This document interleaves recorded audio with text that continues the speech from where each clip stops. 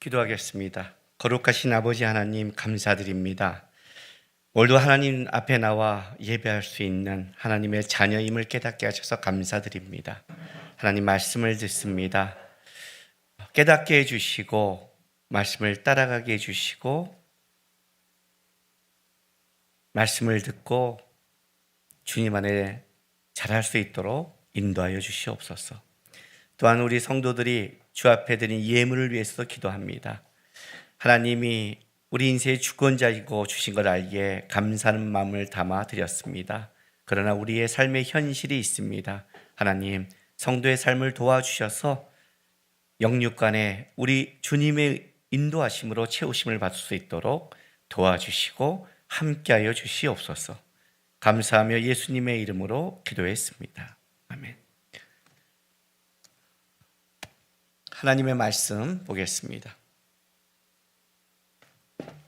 요한복음 13장 31절에서 35절까지입니다.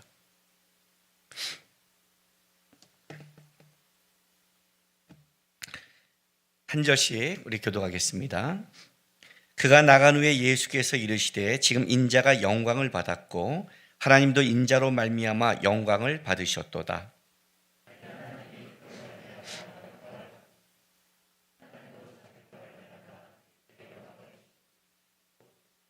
작은 자들아, 내가 아직 잠시 너희와 함께 있겠노라. 너희가 나를 찾을 것이나 일찍이 내가 유대인들에게 너희는 내가 가는 곳에 올 수 없다고 말한 것과 같이 지금 너희에게도 이르노라.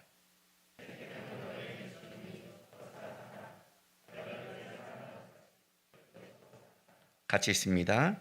너희가 서로 사랑하면 이로써 모든 사람이 너희가 내 제자인 줄 알리라.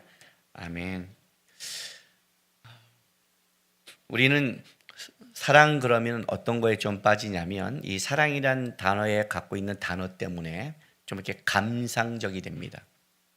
그러니까 사랑 그러면 뭔가 이렇게 핑크빛이 돌아야 되고 뭔가 이렇게 따뜻해야 되고 달달해야 되고 이렇게 말하지만 오늘 예수님께서 지금 내가 사랑한 것 같이 이렇게 주님이 내가 한 것 같이 이 사랑이란 이 사랑으로 들어가기 시작하면 그렇게 사랑이 달달하고 감상적이지 않습니다.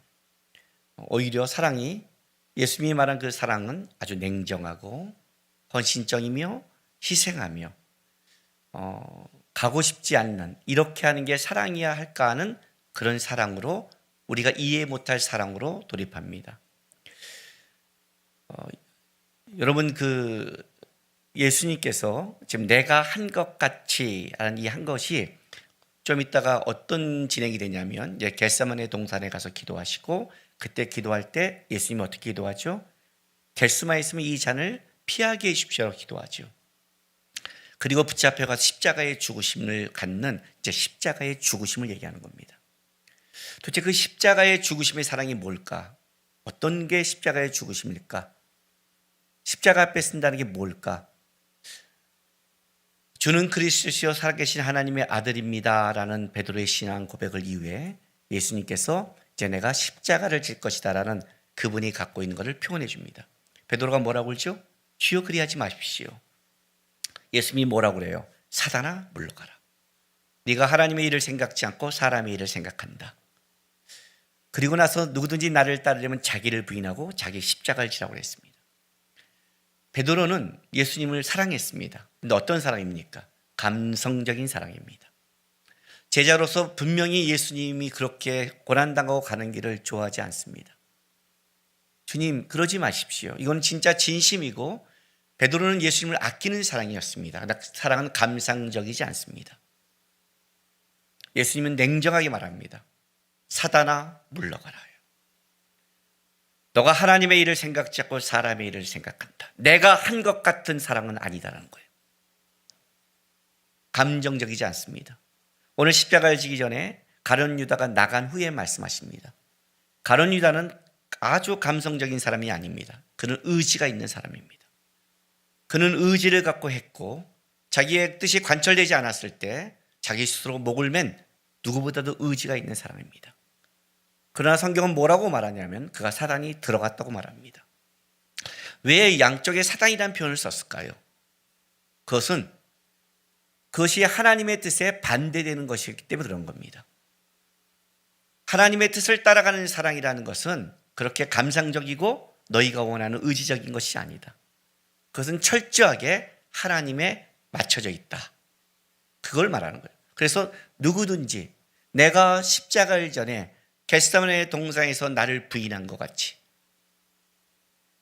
내 원대로 하지 마옵시고 아버지의 원대로 하십시오 하고 말한 것 같이 누구든지 나를 따라오는 자는 자기를 부인해라. 너희가 갖고 있는 감정, 너희가 갖고 있는 뜻, 의지를 부인하고 철저히 어디에 맞추느냐? 내가 한 것 가치에 맞춰라. 그 얘기를 하고 있는 거예요. 예수님의 하신 그 사랑의 한 것 가치의 가장 중요한 기준은 뭐예요? 십자가의 사랑이에요. 그러니까 여러분, 십자가의 사랑이 헌신, 희생이니까 우리는 또 이게 감상적이어서 어떻게 했냐면 놀랍게 누군가가 예수에 사랑한다면 저 사람이 찍소리 못하고 십자가에 죽어야만 사랑이라고 생각을 해요. 날 그렇게 사랑하라고 그렇게 말해요. 그 사랑은 여러분에게 하는 게 아니라 하나님께 하는 겁니다. 예수님은 철저히 하나님께 했습니다. 너희도 서로 사랑하되 어떻게 하라? 하나님께 하듯이 하라는 거예요. 그러면 십자가의 사랑이 뭔지를 알아야겠잖아요. 그 십자가가 어떤 것인가? 여러분, 십자가는 일단 감상적이지 않습니다. 십자가는 하나님께서 죄를 처리하는 방법입니다. 하나님이 우리를 사랑하되 그냥 넘어가지 않겠다는 겁니다. 사랑하되 그냥 품는 게 아닙니다. 사랑하니까 그냥 넘어가지 않습니다, 여러분. 십자가는 정확하게 죄의 문제를 하나님은 어떻게 처리하는가를 보십니다. 내가 가장 사랑하는 아들을 죽여서라도 뭐예요? 나는 죄된 방법을, 세상의 방법을, 다른 방법을 선택하지 않는다는 거예요. 그게 십자가가 갖고 있는 굉장히 무서운 점입니다. 그러면서 십자가는 또 뭘 얘기하냐면 하나님께서 하는 이 사랑의 방법의 주권이 누구한테 있어요? 하나님께 있다는 겁니다. 그 방법 자체가 하나님께 있다는 겁니다. 그래서 우리가 인생을 살아갈 때 우리가 그렇게 묻잖아요. 왜 이렇게 해야 돼요? 왜 이런 방법을 선택해야 돼요? 꼭 왜 그 길을 걸어가야 돼야 할 때 하나님이 뭐라고 그래요? 그게 하나님의 방법이에요. 그 내가가 중심이고 그리고 내가 한 것 가치가 중심이 나오면 방법이 나오는 거예요. 사랑의 모든 중심과 방법은 어디에 있어요? 하나님께 있다는 거예요. 내가가 결정났습니다. 기준이 결정났어요. 기준이 정해지면 뭐가 돼요? 방법이 정해지는 겁니다. 그러면 그 십자가의 방법, 하나님이 원하는 방법은 뭘 말하고 있는가? 도대체 그 예수님이 한 십자가의 사랑을 본받는 사랑은 어떤 것을 우리가 배워야 되는가? 그 방법은 무엇인가 할 때 한 가지 분명한 것은 뭐냐면 기준이 정해지면 주권자가 정했다는 뜻이죠. 그렇죠? 주권자가 정했으면 방법이 뭐예요? 하나님의 원하는 방법이라는 게 정해지겠죠. 자, 마태복음 7장 봅시다.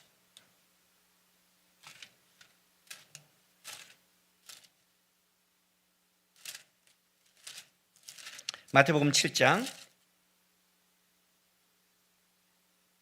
20절에서 23절까지 읽겠습니다.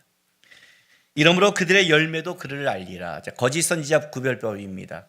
좋은 나무는 좋은 열매를 맺는 겁니다. 열매를 보고 나무를 구별해라. 사과 열매를 맺으면 사과나무다.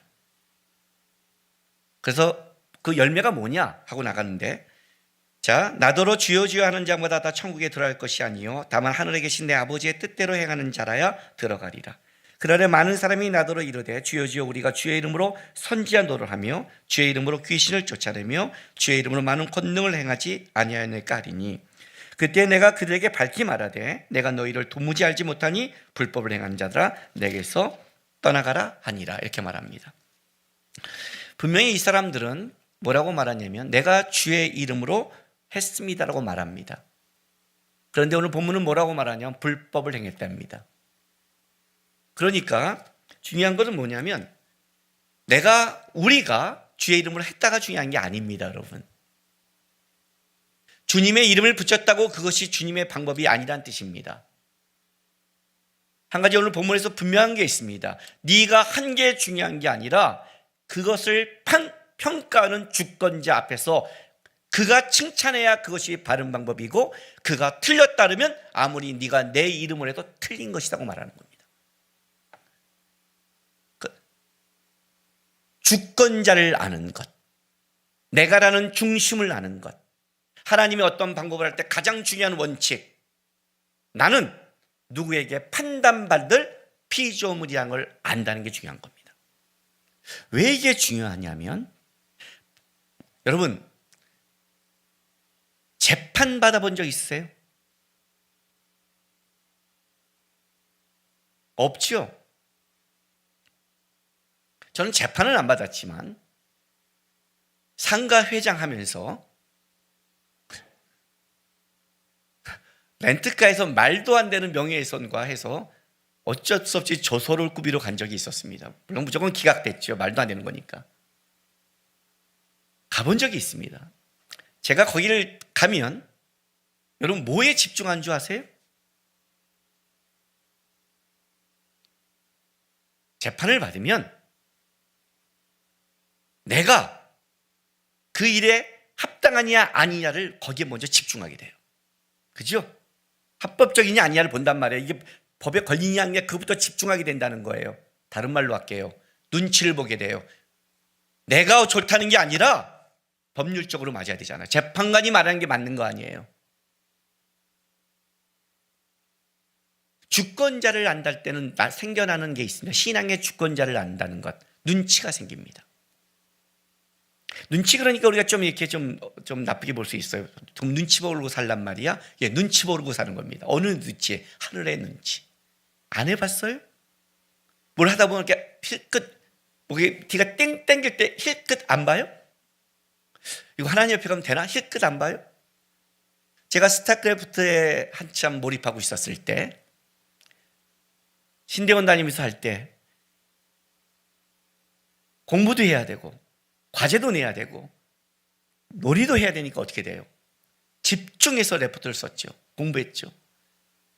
내 시간을 앞당겼죠. 우리 아내는 당연히 5시간 할 거를, 물론 다 보통 사람은 5시간 하지만 나는 3시간으로 앞당기고 어떤 때는 2시간 가서 막 할 때가 있었는데 어떤 때는 딱 하면서 이게 땡길 때가 있어요. 하나님이 이런 거 있잖아요. 잘한다 이런 느낌. 그때는 어떻게 해요? 하나님을 신경 쓰면 못 가니까 막 생각 없이 가요. 그래서 제가 잠언을 이해했어요. 악인의 걸음은 빠르다는 걸 이해했어요. 빨리 가야 돼요. 신경 쓰면 하나님이 안 돼요. 눈치 보이니까 빨리 가서 해버려요. 그리고 딱 끝난 다음에 눈치가 보여요. 그럼 어떻게 해요? 눈치 보이면 그 다음부터 베란간 집에 가서 성경을 막 연구하고, 하나님이 나한테 뭐라고 했더니 막 기도도 하고, 막 그날은 선교사님 기도 막 중보기도 더 많이 하고, 주님 내가 잊은 건 아닙니다. 그런 막 해요. 아이들이 뭐 잘못하면 부모 눈치 보듯이지. 눈치를 본다는 건 뭐냐면 어른이 있다는 거예요. 주권자가 있다는 거예요. 그러니까 신앙이 깊어지면 눈치가 생겨요. 이걸 내가 다른 말로 할게요. 좀 좋은 표현을 쓸게요. 경외감이 생기고 영적인 두려움이 생긴다고 그래요. 제가 여러분들에게 부탁했죠? 날마다 담임 목사를 위해서 딱 아침에 일어나면 한마디만 기대해 줘라. 오늘도 우리 담임 목사님 하나님이 경외하고 두렵게 해주세요. 실수하고 잘못 나갈 수 있어서 하나님을 두려움은 다시 돌아오니까. 어느 사람이 하나님 앞에 삐져나가느냐? 두려움을 잊어버린 사람이에요. 두려움을 잊는 거예요. 왜냐하면 눈치가 생길 때는 알아요. 내가 이렇게 살아가는 것이 과연 옳을까? 여기에 대한 자신감이 없는 거예요. 그래서 성경을 보는 거예요. 그래서 경청하는 게 들어요. 자, 한번 보세요. 16장.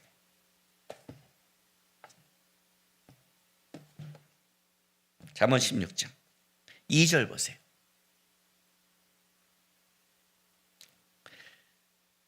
사람의 행위가 자기 보기에는 모두 깨끗하여도 여호와는 심령을 감찰하시니라.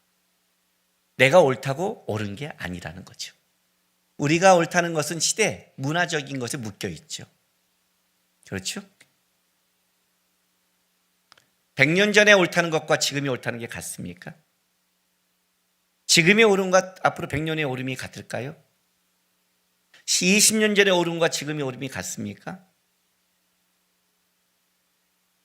앞으로 학교에서 성별을 안 쓴다면서요. 남성과 여성을. 점점 시대의 문화 속에 있잖아요. 그럼 시대가 말하면 맞는 겁니까? 모든 사람이 예수를 죽으라고 그러면 그들의 말이 맞는 겁니까? 아니라는 거죠.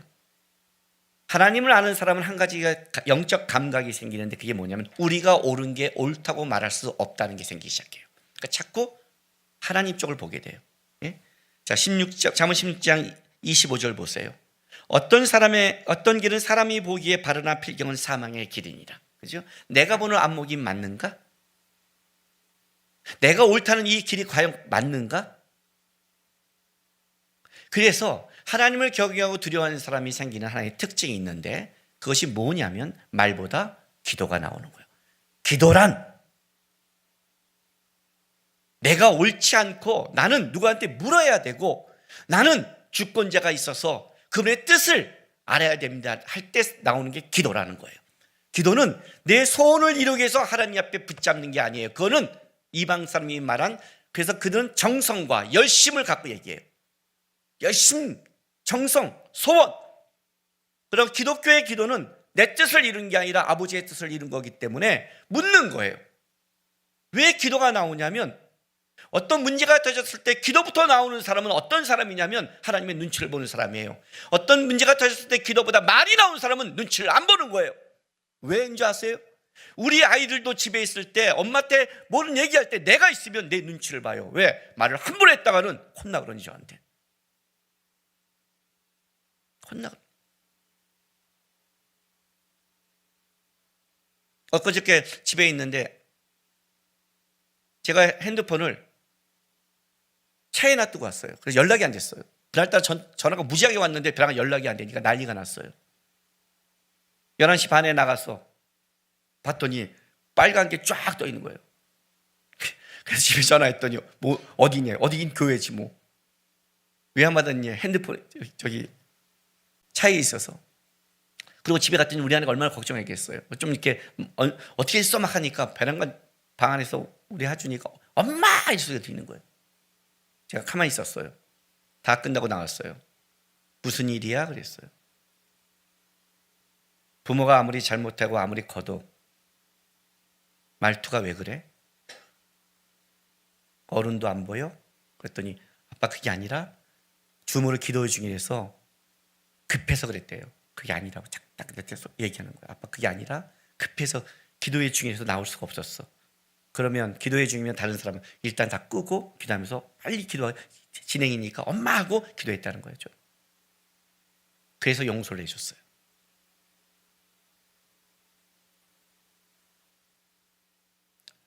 아빠만 있어도 말이 조심해요. 하나님이 계신데 그게 만약 틀리면 어떻게 되는 거예요? 그래서 기도가 나오고 눈치가 생겨요. 그러면 생각해 보세요. 눈치와 기도가 나온 사람은 어떻게 돼요? 하나님 앞에 쓴다는 걸 알잖아요. 그렇죠? 내가 하나님 앞에 판단받는가? 하나님 앞에 판단받는 걸 아는 사람의 특징이 뭔지 아세요? 타인의 문제보다 자신의 문제를 집중하게 돼요. 다른 사람이 잘못했냐의 문제의 싸움보다 내가 하나님 앞에 서야 될 거에 집중하기 시작해요. 여러분, 노아 시대에 노아 외에는 다 잘못했어요. 만약 노아가 같은 시대의 사람들을 갖고 그 문제만 짊어졌다면 그 노아는 방주를 만들 시간이 없었을 거예요. 노아가 집중한 건 어디에 문제였냐면 다른 사람이 하나님을 섬기냐 안 섬기냐의 문제가 아니라 내가 하나님을 섬기는 데 집중하기 시작했다는 거예요. 왜? 나는 하나님 앞에 서야 되니까. 적어도 내가 하나님 앞에서 내가 판단받아야 되게 있는 거니까. 자, 오늘 여기 보세요. 요한복음 13장에 34절 35절 보세요. 새 계명을 너희에게 주노니 서로 사랑하라. 내가 너희를 사랑한 같이 너희도 서로 사랑하라. 너희가 서로 사랑하면 이로써 모든 사람이 너희가 뭐라고요? 내 제자인 줄 알리라. 무슨 말인지 아세요? 내 제자인 줄 알리래요. 이건 드러나게 돼 있다는 거예요. 이 방법은 드러나게 돼 있어요. 그래서 그 드러나는 방법으로 점검을 하는 거예요. 열매를 보고 나무를 아는 거예요. 그러면 도대체 그 열매가 뭘까냐는 거예요. 하나님 앞에 드러난 열매가 뭘까요? 그 열매가 뭐냐면 옳음을 주장하지 않아요. 내가 하나님께 했으면 자기 옳음을 주장하지 않는다고요. 왜냐하면 하나님 앞에 쓴 자는, 판단자 앞에 쓴 자는 판단자가 이게 옳다고 할까를 바라보는 거지, 나 옳습니다, 내가 한 것을 갖고 함부로 쓴 그런 자신감이 없는 거예요. 옳음보다 뭘 주장하냐면 발음을 추구해요. 이해가 됐어요? 내가 가장 옳다 할 때 조심하라고 그랬잖아요. 옳다보다 하나님 앞에 이게 바른가? 여기에 집중하기 시작한다는 거예요. 내가 한 행동이 하나님께 바른 행동인가를, 이걸 보는 거예요. 이 방법이 하나님 앞에 옳은가? 하나님 앞에 옳은가를 보지 내가 보기에 옳다를 추구하지 않는다는 거예요. 그래서 이걸 추구하는 사람의 특징이 뭐냐면, 다른 사람의 문제보다 그 어떤 문제가 터졌을 때 이 문제 속에 내가 하나님 앞에 틀릴까 봐 자기에게 집중을 하는 거예요. 그게 여러분이 그렇게 말한, 하나님이 마음에 합하다고 얘기한 다윗의 삶이었어요. 사무엘상 24장 볼게요.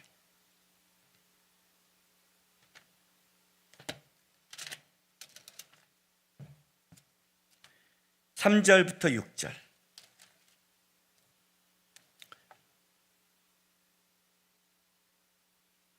자, 엔게디 그 동굴 속에 다윗이 숨어 있는데 사울이 거기에 들어와서 어떻게 해요? 이제 좀 더러운 좀지만 아주 큰 거를 누고 있을 때 장면이잖아요, 그죠? 자, 3절부터 보세요. 길가 양에 우리의 이런지 굴이 있는지라 사울이 뒤를 보러 들어가니라. 다윗과 그의 사람들이 그 굴의 깊은 곳에 있더니, 자, 다윗의 사람들 보세요. 다윗의 사람들이 이르되 보소서, 여호와께서 당신에게 이르시기를 내가 원수를 내 손에 넘기리니 내 생각에 좋은 대로 그에게 행하라 하시더니 이것이 그날이니이다 하니 다윗이 일어나서 사울의 겉옷자락을 가만히 베니라. 그리한 후 사울의 옷자락을 뱀으로 말미암아 다윗이 마음이 찔려 자기 사람들에게 이르되 내가 손을 들어 여호와의 기름 부음을 받은 내 주를 치는 것은 여호와께서 금하시는 것이니 그는 여호와의 기름 부음을 받은 자가 됨이라 하고, 다윗이 이 말로 자기 사람들을 금하여 사울을 해하지 못하게 하니라. 사울이 일어나 굴에서 나가 자기 길을 가니라 그래요. 여러분, 이건 우리가 생각에 말이 안 되는 거예요. 사울은 진짜 죄를 졌어요.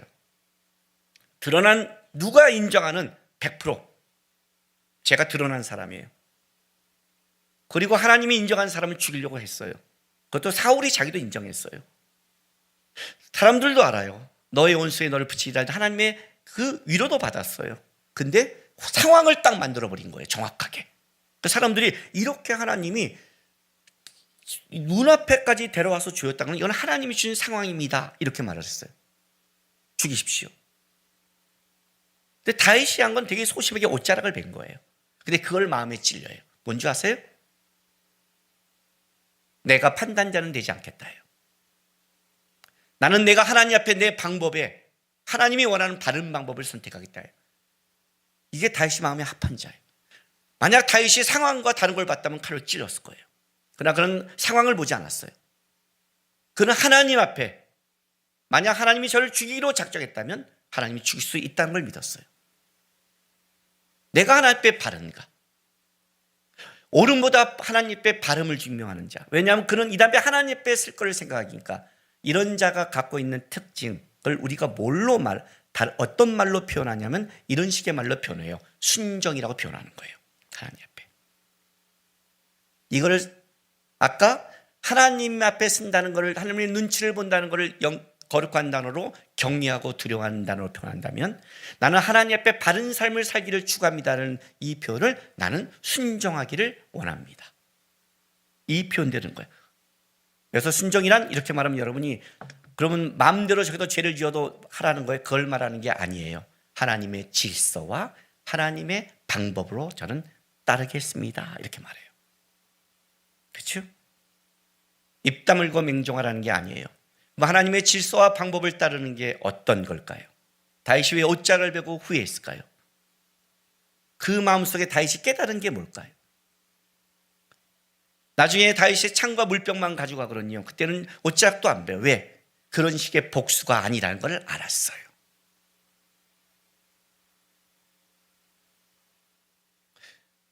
고린도전서의 13장 5절에 사랑을 얘기할 때 사랑은 무례하지 않는데요. 자, 요한복음 12장 가겠습니다.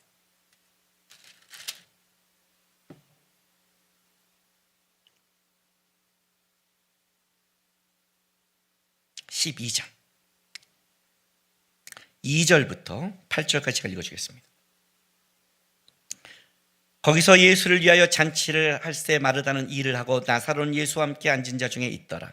마리아는 지극히 비싼 향유 곧 순진한 나드 한 근을 가져다가 예수의 발에 붓고 자기 머리털로 그의 발을 닦으니 향유 냄새가 집에 가득하로다. 제자 중 하나로서 예수를 잡아줄 가룟 유다에 말하되 이 향유를 어찌하여 300데나리온이나 팔아 가난한 자에게 주지 아니하였느냐 하니, 이렇게 말하면 가난한 자를 생각함이 아니요 그는 도둑이라 돈꾀를 맞고 거기 넣는 것을 훔쳐감이더라. 예수께서 이르시되 그를 가만두어 나의 장례날을 위하여 그것을 간직하게 하라. 가난한 자들은 항상 너희와 함께 있거니와 나는 항상 있지 아니하리라 하시니라. 자, 여러분, 예수님이 곧 달리기 그 십자가에 가기 이 직전에 있었던 사건입니다. 이게 아마 이 사건이 아마 또 한 번 벌어집니다. 여러분, 이 본문을 보면 어떤 걸 느끼십니까? 느끼셔야 됩니다.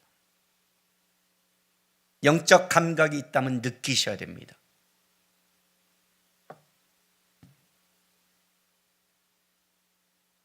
(12장) 7절 8절 읽어보십시오. 예수께서 이렇게 말합니다. 그를 가만두어 나의 장례날을 위하여 그를 간직하게 하라. 가난한 자들은 항상 너희와 함께 있거니와 나는 항상 있지 아니하니라. 어떻게 생각하세요? 이 가룟 유다의 무례함을, 예수님이 있는 자리입니다. 예수님 앞에 합니다. 내 생각에 그것이 저게 좋다고 생각할 수 있습니다. 그러나 예수님 앞에서 그 여인을 책망하면 그건 예수님을 책망하는 겁니다. 이 여자야, 이게 얼마나 비싼 건데 300단을 가난한 자에게 나눠주면 어떻게 좋은 일을 왜 이렇게 깨? 이 말은 예수님 앞에 있는 예수님이 생각 없습니까? 이렇게 말하는 거예요. 가룟 유다는 벌써 배신할 생각을 갖고 있는 사람이니까 그럴 수 있겠죠. 그러니 어떤 일이 벌어져요? 어떻게 예수님이 그 말을 설명하고 변명하게끔 만듭니까? 아니다. 가난한 자 너희와 함께 있다. 나를 위한 거다. 이게 예수님 앞에서 해야 될 행동이고 예수님이 이렇게 말해야 될 행동인 겁니까? 진짜 예수님을 경외했고 예수님을 아꼈다면 그렇게 말합니까? 어떤 아들이 나에게 선물해 주는데 그 앞에서 하준이가 하는데 하람이가 야, 이 생각 없는 놈아, 이 돈을 갖고 하면 되는데 이걸 아빠한테 야, 이 새끼야, 이 돈이 어떤 돈인데? 그러면 그걸 받는 나는 뭐가 됩니까? 그 자리에서 그러면 적어도 그 자리에서 그러면 안 되는 거거든요. 그렇죠? 가룟 유다는 무례한 자였습니다. 무례하니까 예수님이 떡을 쪄도 받고 나갈 수 있는 그런 걸 가지고 있습니다. 그게 어떻게 옳음입니까? 그게 어떻게 바름입니까? 그게 어떻게 경외함입니까? 그게 어떻게 순종입니까? 명분이 너무 좋아서 그렇습니다. 명분이 뭔지 압니까? 가난한 자에게 나눠주어. 명분이 너무 좋으니까 모든 게 덮여가지만 사실은 명분이 중요하지 않습니다. 여기에 속지 말라는 겁니다. 어떤 일을 할 때 우리는 명분을 찾고 됩니다. 더 섬겨야 되는 거 아니야? 사랑해야 되는 거 아니야? 모아야 되는 거 아니야? 입을 다물고 그냥 하세요. 내가 한 것 가치가 바로 이 방법입니다. 내가 어떻게 했니? 겟세마네 동산에서 하나님 앞에 나를 쳐서 기도시켰다. 내가 어떻게 했니? 입 다물고 십자가를 지고 그 길을 갔다. 나는 내 사랑을 하나님께 순종하고 하나님만 바라봄으로 증명했다. 가룟 유다에게 말하자면 너 할 일을 해라. 너는 그런 방법을 해라. 나는 하나님의 방법으로 하겠다. 신앙의 방법은 철저하게 주님의 방법을 따라가는 싸움입니다. 우리 모두는 다 실수합니다. 우리 모두는 다 부족합니다.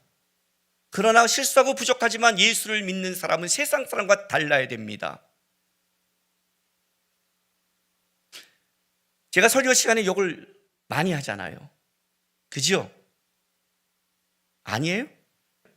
요즘 좀 제가 좀 안 하죠? 예. 일부 설교는 좀 안 합니다. 지난주에 2부하고 3부 설교는 욕을 좀 많이 했습니다. 제가 2부, 3부는 청년들에게 방송 안 나가서 오래간만에 혓바닥을 뽑고 죽여버리겠다고 아주 그냥 좀 도배를 했습니다. 오늘 2, 3분은 좀 할지 모르겠습니다. 왜? 청년들이 요즘 겁이 없었어요. SNS에서 너무 주장하고 자기 걸 드러내다 보니까 이놈들이 할 말과 안 할 말을, 이놈들이 감히 신앙인인지 아닌지 구별도 못하는 태도를 교회에서 취하길래, 세상과 교회는 다른데, 여기는 세상의 방법을 추구하는 것이 아닌데 교회에서 잊어버리기래 한번 걸쭉하게 내가 지난주에 한번 해줬습니다. 오늘도 한번 걸쭉하게 할지 모르겠습니다. 제가 설교 시간에 욕을 많이 준 건 사실입니다. 왜 준지 아십니까? 마커스에서 막 설교하고 욕하고 있을 때 누가 댓글을 달았습니다. 어떻게 목사가 설교하는데 욕을 하세요? 하고 저때 쫙 달길래 제가 그걸 보고 한마디로 끝냈습니다. 지랄하고 자빠졌네. 목사가 욕했으면 왜 그런지 한 번이라도 생각을 해야지. 만약 지가 틀림없다고 감히 하나님도 아닌 주제에, 설교가 뭔지를 모르는 주제에 그걸 판단을 해. 네가 그렇게 쉽게? 안 들으면 되잖아. 하나님 앞에 가면 되지. 그런 건 그렇게 무례한 자의 말은 전 듣지 않아요. 근데 어느 날 이런 댓글이 달렸습니다. 목사님, 저는 외국에서 예배를 드립니다. 그런데 주일 예배를 목사님의 그 예배를 드리고 있습니다. 저는 참 많이 은혜가 됩니다. 목사님이 욕하는 것도 왜 그런지 이해가 되고 그 목사님 말씀에 갖고 있는 내용도 저는 괜찮습니다. 그런데 목사님의 설교를 우리 아이들에게 들려주시고 우리 아이들과 함께 예배하는데 우리 아이들이 근데 목사님 왜 욕을 할 때 저는 이해가 가는데 설명하기가 참 어렵습니다.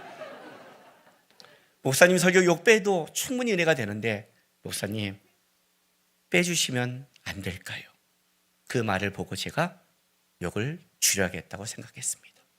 그것은 진짜 하나님의 마음으로 저한테 얘기한 거고 그것은 합당하기 때문입니다. 인생을 살다 보고 삶을 겪다 보면 문제가 생길 수 있고 여러 가지가 겪을 수 있습니다. 그러나 신자는, 교회는 한 가지 다른 게 뭐냐면 문제가 터졌을 때 하나님 앞에 입을 다물고 먼저 기도하는 겁니다. 하나님과 교회를 생각하고 기도하는 겁니다. 만약 그 문제가 진짜라면 교회가 무너지는 겁니다.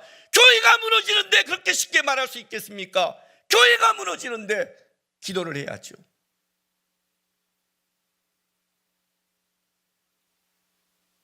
하나님의 교회를 사랑하고 하나님 앞에 우리가 잘못할 수 있다는 걸 서로 생각하면서 세상과 다른 점이 그 점이 다른 겁니다. 먼저 무릎 꿇고 기도하는 기도의 물결이 있는 겁니다. 그게 하나님의 방법입니다. 그리고 무리하지 않는 겁니다. 비아냥거리지 않습니다. 어떻게 교인이 자기가 마음이 안 맞는다고 인사를 쌩까고 비아냥거리고 그렇게 도끼어린으로 쳐다볼 수 있겠습니까? 그건 신자가 할 태도가 아닙니다. 하나님의 방법이 아닙니다. 내가 한 것 같이 가룟 유다가 자기를 팔러 갔고 배신하고 죽여도 주님은 그 싸움을 하는 게 아니라 예수님이 십자가를 지고 하나님의 뜻을 가는 그 방법을 싸워왔습니다. 그래서 겟세마네에서 기도하시는 겁니다. 그래서 십자가를 지면서 침묵하고 가는 겁니다. 그게 신자의 방법입니다.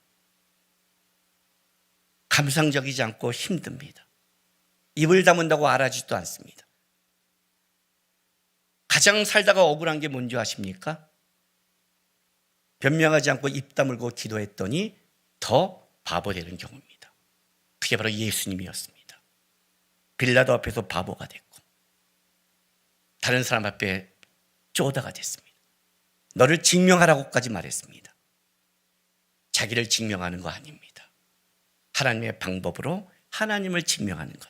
힘들고 어렵지만 그것이 신자의, 성도의 신앙의 방법입니다. 이 싸움하는 성도 되기를 부탁드립니다.